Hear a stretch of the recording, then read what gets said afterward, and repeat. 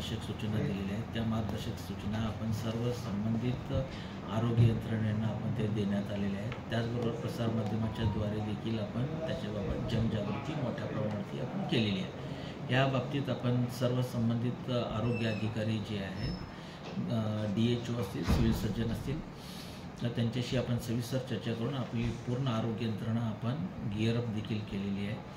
कोणत्याही प्रकारच्या औषधांचा आपल्याकडे तुटवडा नाही किंवा कुठल्याही सोयीसुविधेचा अभाव नाही आहे। राज्य शासनाकडून आणि केंद्र शासनाकडून वेळोवेळी या संदर्भात ज्या काही सूचना प्राप्त होतील, मार्गदर्शक तत्त्वे प्राप्त होतील, प्रोटोकॉल्स प्राप्त होतील, त्याच्याप्रमाणे आपण काटेकोरपणे अंमलबजावणी करण्यासाठी आपण तत्पर आहोत। आणि याच्यामध्ये कोणत्याही नागरिकांनी घाबरण्याचं काहीच कारण नाही। फक्त ज्या काही गाईडलाईन्स मार्गदर्शक सूचना दिल्या त्यानुसार कोविड कालावधीमध्ये ज्या प्रकारे आपण वैयक्तिक आपल्या आरोग्याची काळजी घेत होतो, त्याच पद्धतीनं सर्वांनी स्वतःची काळजी घ्यावं आणि घाबरून जाण्याचं कोणतेही कारण नाही।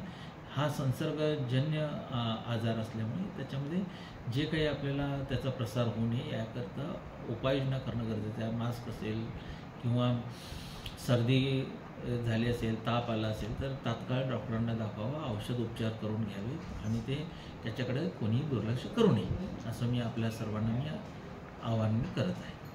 थँक्यू।